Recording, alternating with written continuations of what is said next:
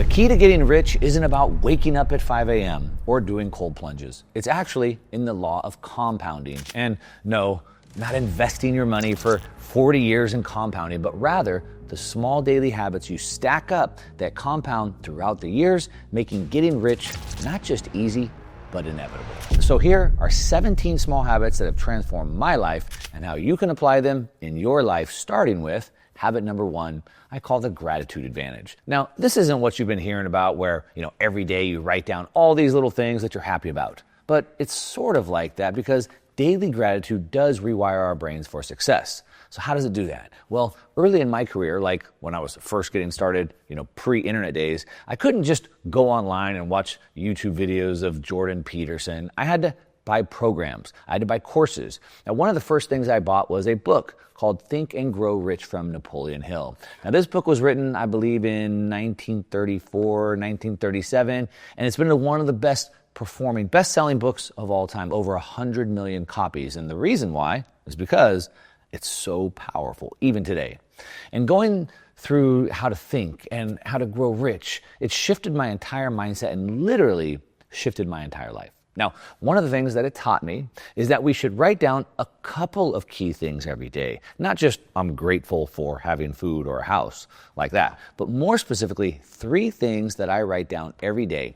Number 1, what did I learn today? Now, we want to reflect on that because even if bad things happen today, I could learn lessons from that are helpful, all right?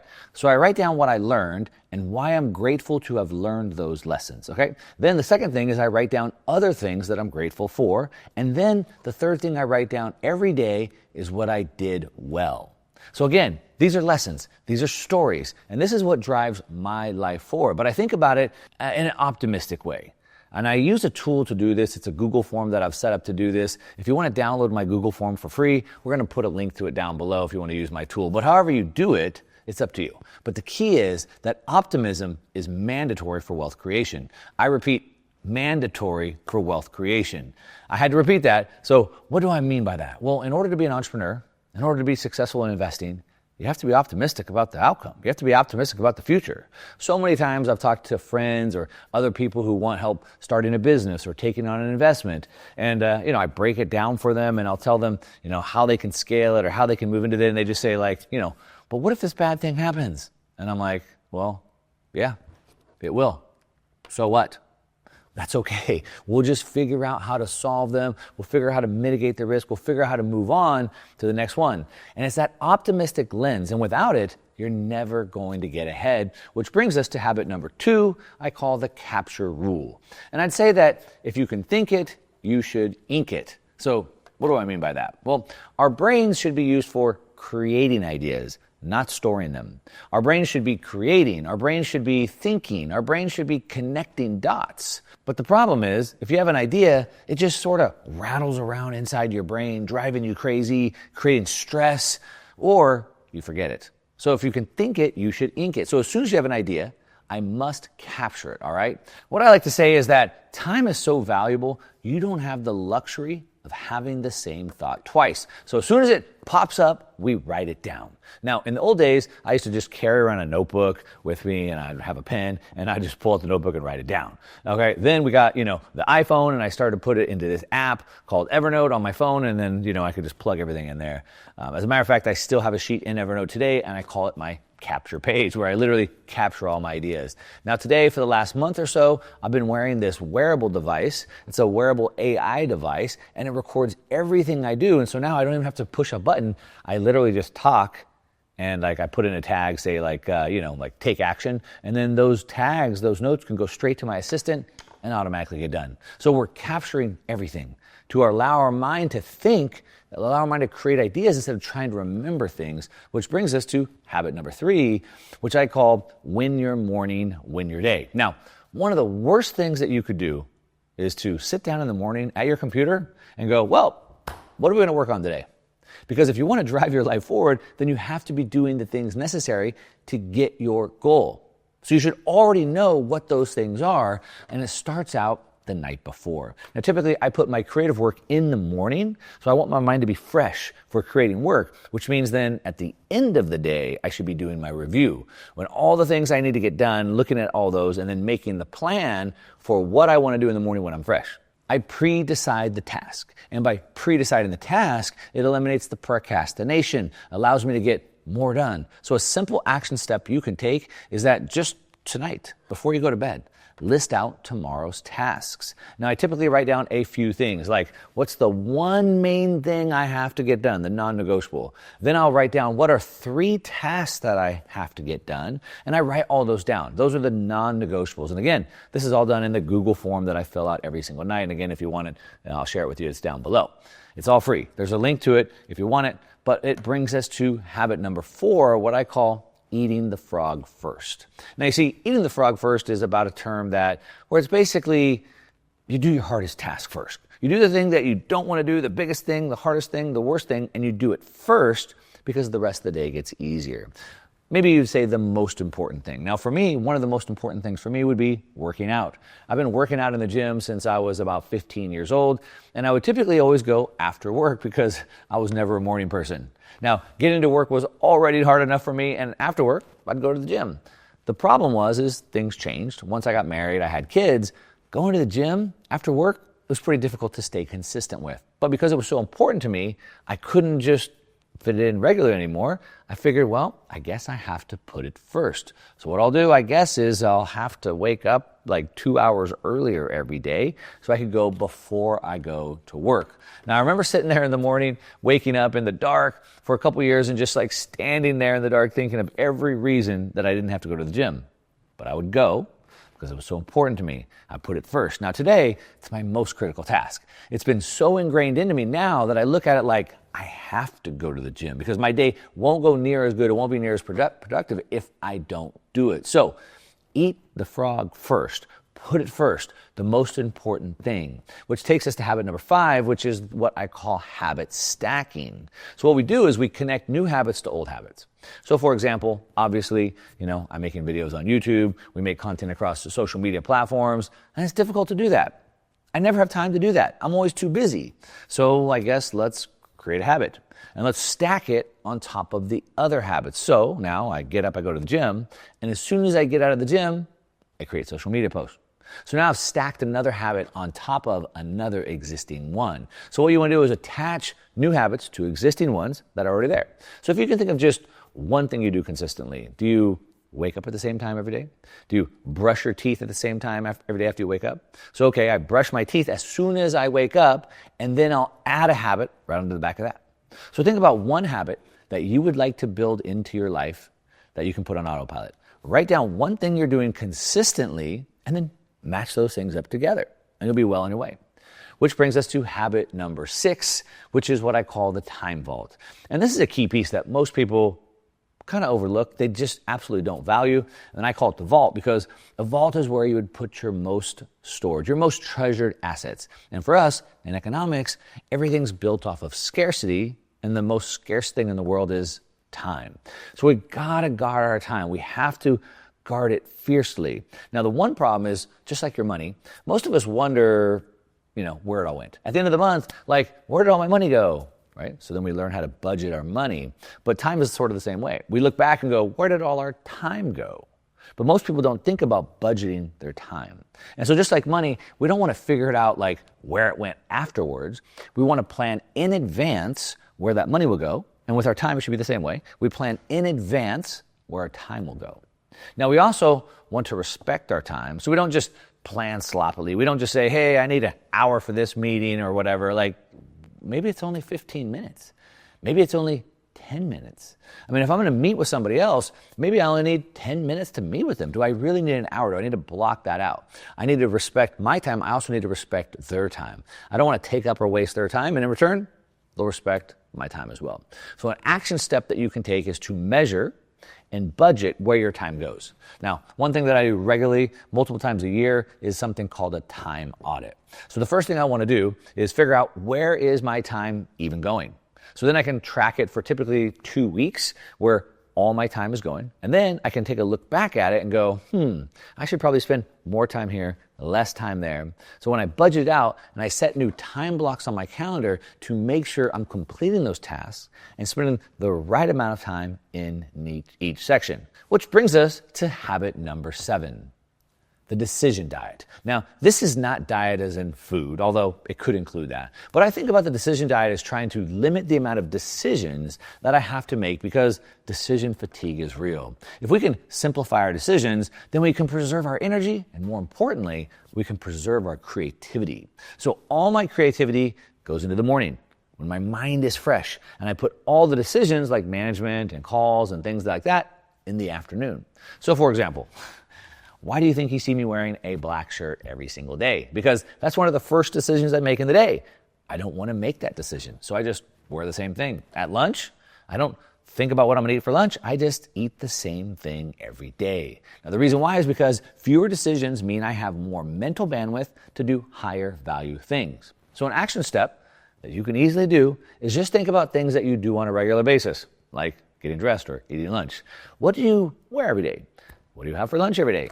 How could you automate those things so you don't have to think about them, put any time, effort, energy into them, or decisions into them? What about getting your haircut once a month? Should you just schedule that on autopilot, right? What are those things that you can automate and take the decisions out? Now, just make it a standing appointment every single month. What are the things that I can automate? What are the things I can get rid of? What are the decisions so I could use my cognitive ability for higher value things? Which brings us to habit number 8. Curate to elevate. Now, a lot of us watch the news. I mean, you should. We should be paying attention to what's going on in the world. We should be looking at the way things are evolving around, in our business, our profession. And, for me specifically, I have to study the markets. I have to study the macro environments all the time.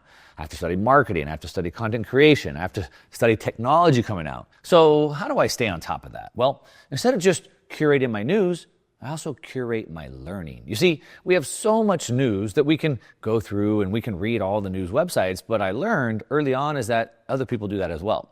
And there's some people that write newsletters where they've already taken all the news and then they provide analysis to that. So there's a handful of email newsletters that I subscribe to, and they tell me what the macro markets are doing every day.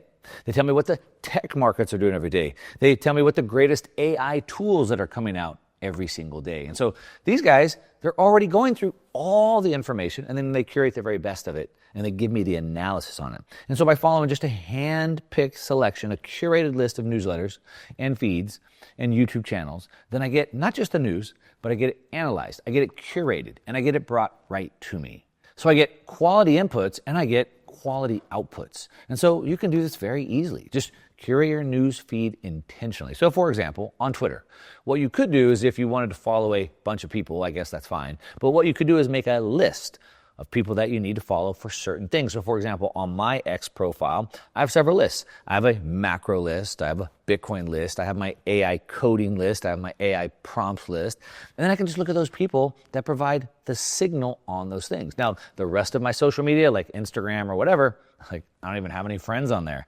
I just follow people in the industry. It's where I curate the news. So I'm not wasting time. It's all learning for me, which brings us to habit number 9, the idea factory. And the idea factory produces, ideas. Now, what I've learned is that creativity is like a muscle. And that muscle, that creativity, it can be built up. So for example, right now I run multiple 8-figure businesses. On top of that, I'm an advisor or a chief visionary officer to 4 different companies that total over $500 million. Now these people have brought me on because of my creativity, my ability to see things, to see patterns, to connect dots that most people just don't see. But I wasn't always this way. I did it intentionally.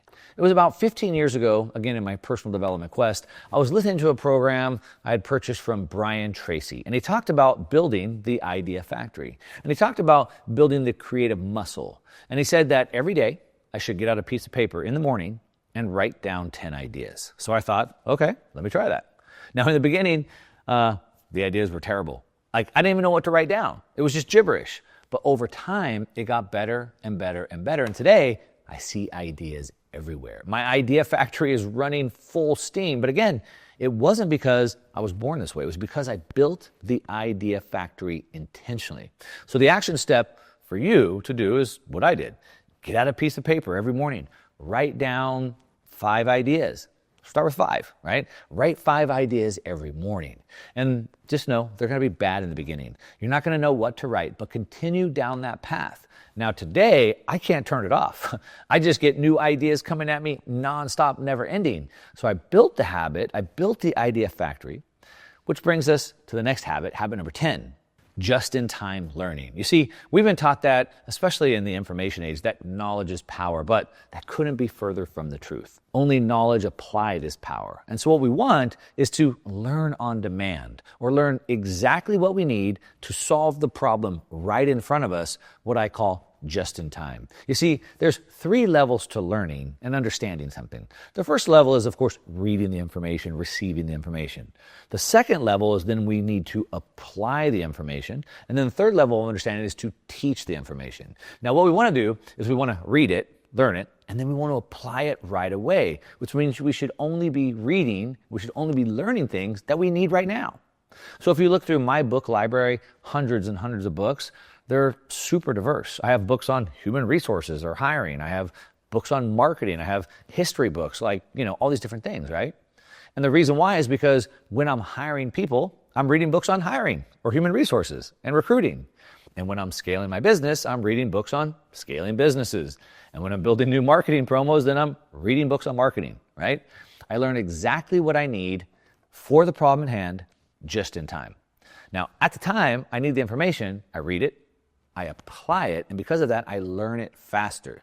But it also saves me all the time of reading and watching and learning a bunch of things that I don't need right now. So the action step to take is, what is the thing that you need to know right now to move your biggest domino, the biggest thing you need to move forward in your life right now? Then ignore everything else. Go get that information, receive it, apply the information right now to solve your problem immediately to see your growth blow up. All right, real quick, speaking of just-in-time learning, if you're serious about putting these habits into action, especially the ones around money, time, and real wealth building, I want to invite you to a special free event I'm hosting next week, showing you how to create a wealth operating system. Now, the personal wealth operating system will show you how to build wealth 300 to 500% faster without earning any more money by reclaiming time, optimizing your income and taxes, and investing in layers. All without the hustle, without the burnout, or the guesswork. And when you register, I'm going to send you 2 tools that'll help you start immediately. First, the Wealth Engine Life Wheel. It's a self-assessment to identify exactly where you're stuck and how to unlock the next level. And the Tax Strategy Optimizer, which shows you how to legally keep more of what you've earned. Now, just click the link down below in this video, register for free, and I'm going to send them both right to you right away. And let's jump right into habit number 11, the growth budget. Now, this is the next piece. So we want to be growing, right? But we also want to be growing as fast as we can. Do you want to grow a little bit in a year or a little bit in a week? Which is what these habits actually bring to us. And to speed this process up, we need to be investing in ourselves. Now, if you've been watching my content for some time, you've probably heard me tell the story of how in 2008, during the great financial crash, I got wiped out. I was completely caught off sides.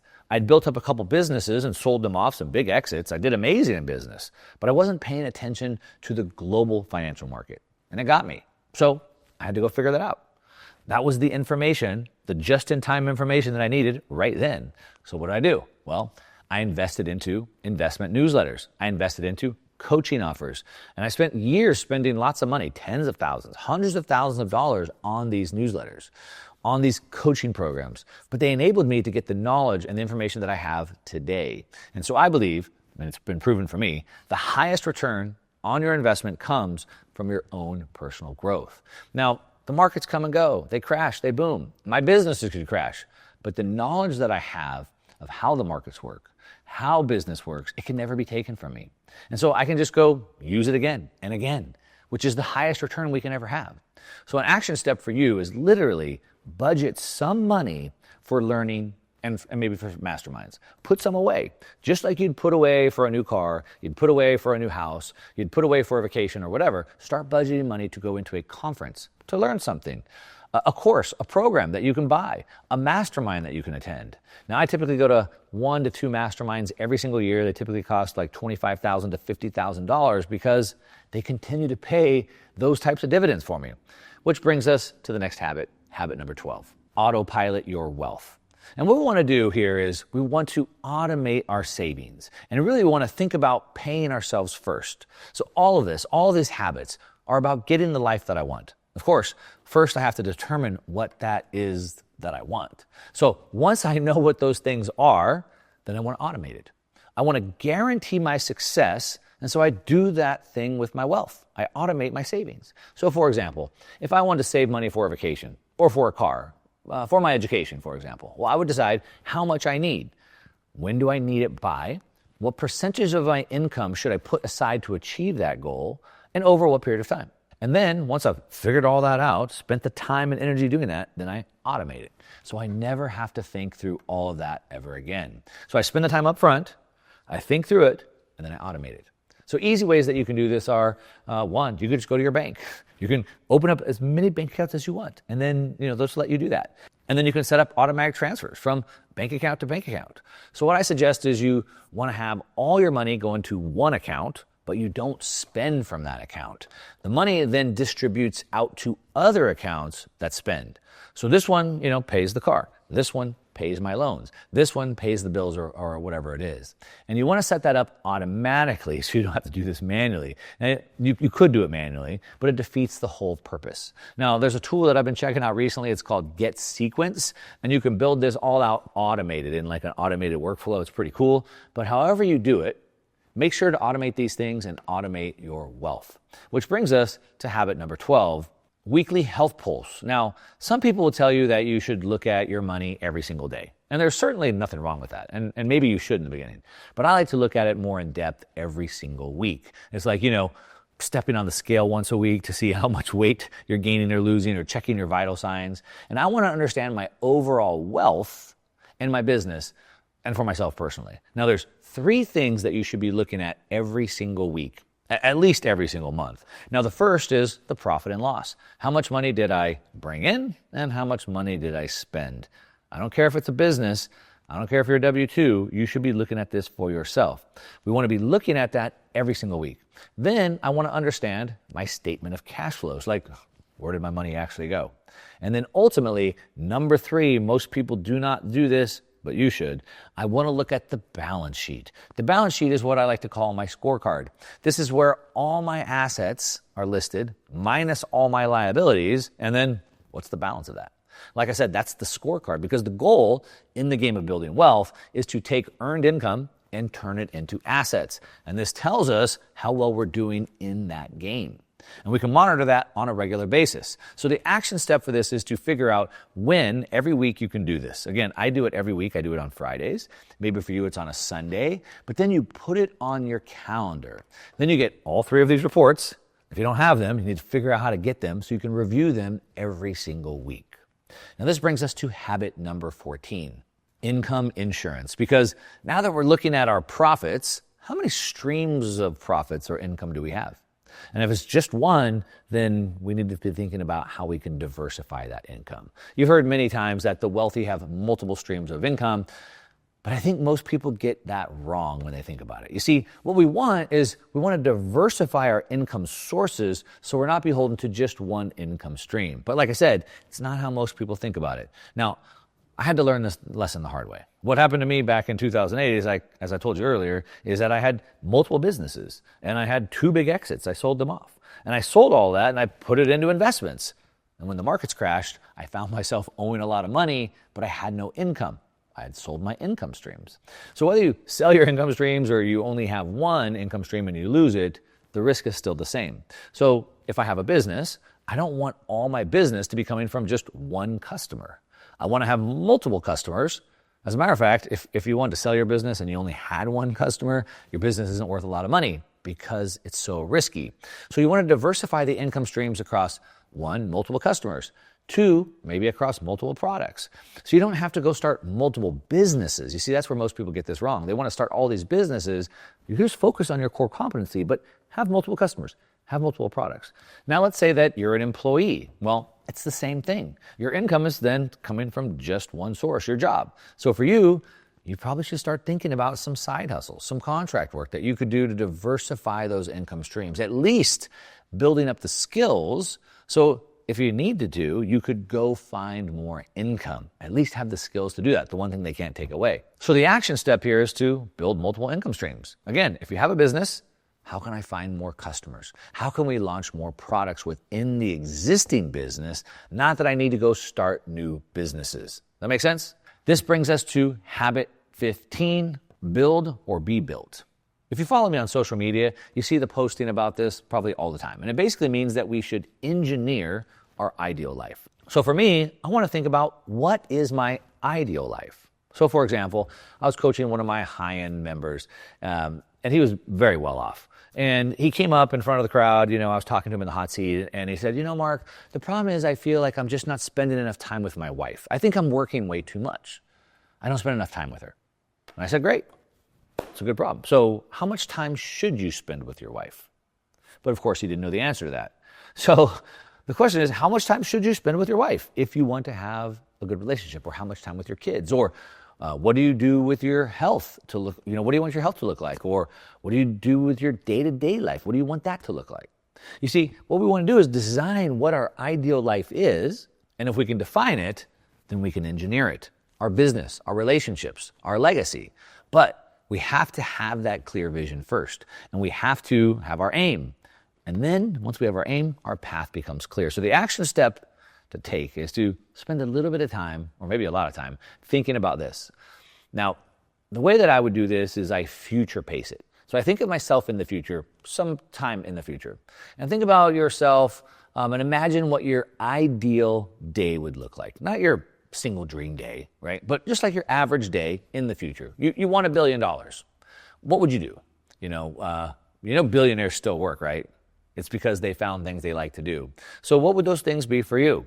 Where would you wake up? Would you have a spouse? Would you be married? Would you be in a different country?